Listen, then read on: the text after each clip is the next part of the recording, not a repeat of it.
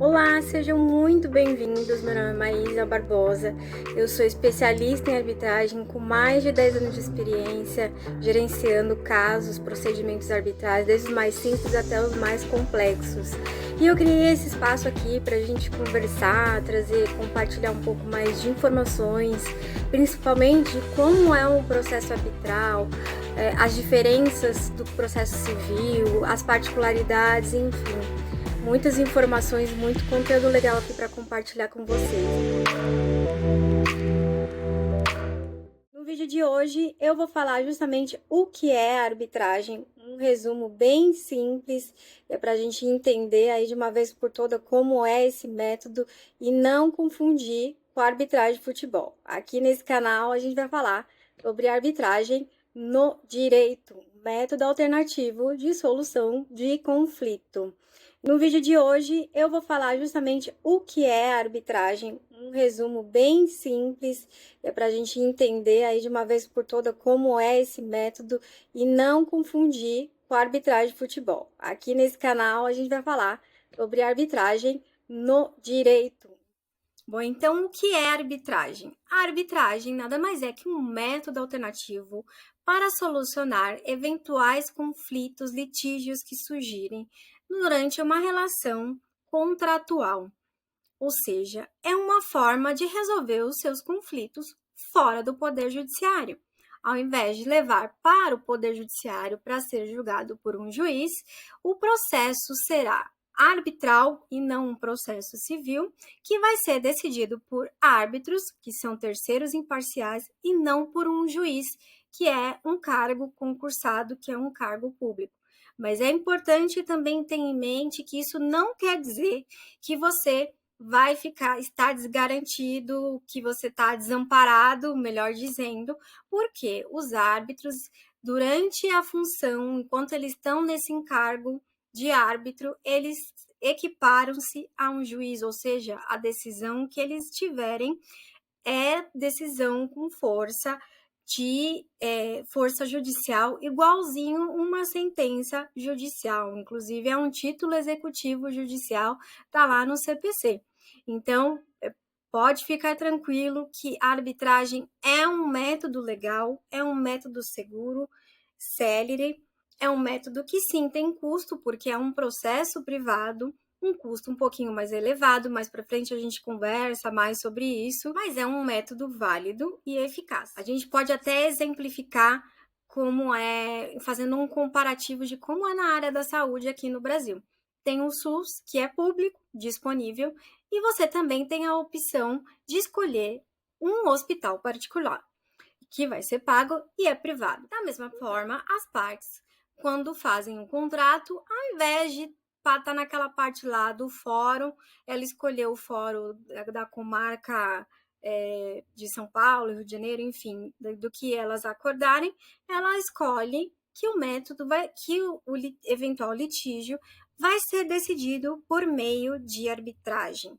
Então, recapitulando, como se fosse o SUS, é o Poder Judiciário, e como se fosse o hospital particular, é a arbitragem. Voltando então aqui para o direito, para a área da arbitragem, vamos lá para não esquecer. Método alternativo, uma forma de resolver conflito fora do Poder Judiciário, é um processo privado e é decidido por árbitros, ou seja, por terceiros imparciais que serão escolhidos pelas partes. Ok, agora entendemos o que é arbitragem, vamos para outra parte aqui, o artigo 1º da Lei 9.307 de 1996, que é a mais conhecida como a Lei de Arbitragem. Ele é bem claro que ele diz quem pode utilizar a arbitragem, ou seja, quem pode contratar a arbitragem. Então, em primeiro lugar, pessoas capazes. O conflito deve ser arbitrável, ou seja, o conflito deve versar sobre direito patrimonial disponível. Isso é muito importante, porque isso quer dizer que não são todos os tipos de conflitos que podem ser levados à arbitragem. Ela é ótima, mas ela realmente não é para todo mundo, não é para todo tipo de litígio, mesmo litígios que versem sobre direito patrimonial disponível, ou seja, mesmo que o conflito ele é arbitrável, ele pode ser decidido por arbitragem, às vezes não compensa por conta de custos. Você tem que fazer uma análise estratégica de custo-benefício. O que é o direito patrimonial disponível? Vamos deixar bem claro aqui, entender um pouquinho melhor, porque isso é importante até para você fazer uma análise, se seu caso você vai escolher a arbitragem, justamente uma análise prévia, antes mesmo de escolher a arbitragem num contrato, você precisa saber isso. Não vai me colocar arbitragem num caso de divórcio, num caso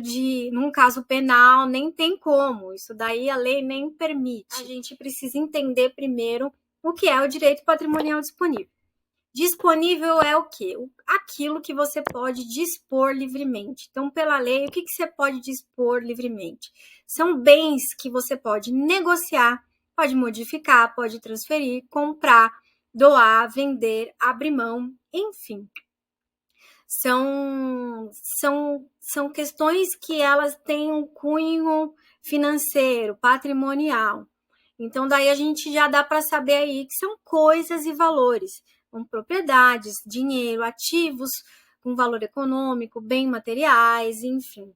Isso é muito importante ter em mente que a arbitragem ela não é possível em todo conflito que surgir decorrente de relações humanas. Exemplos de conflitos arbitráveis. Então, a gente pode levar para arbitragem um conflito relacionado à propriedade industrial, relações comerciais, que são societários, empresarial, relações internacionais. Isso é bem utilizado. Inclusive, a grande influência de ter arbitragem no Brasil, ela vem internacional, porque lá fora do Brasil já é muito mais avançado, por exemplo, até os Estados Unidos a gente pode citar, que lá, às vezes, casos de compra de máquina de lavar, você vai ver lá, tem a arbitragem. Mas, enfim, voltando aqui, foi só uma curiosidade mesmo. Energia, relacionadas à energia, usinas, construção, né? Tudo que é relacionado à construção. A gente pode também usar arbitragem para decidir conflitos relacionados à energia, usinas, direito desportivo, trabalhista também, com a ressalva que o trabalhista, a CLT, ela diz quais são os casos, dentre as relações de trabalho, quais são os casos que podem ser decididos por arbitragem. O artigo 507A da CLT fala quais são as causas que podem ser levadas, as relações de contrato que são arbitráveis. Então, não são todas questões trabalhistas que podem ser decididas por arbitragem. Também, conflitos relacionados a investimento também podem ser arbitráveis. Na verdade, tem muito mais, inclusive dentro de cada ramo aí, tem várias questões específicas.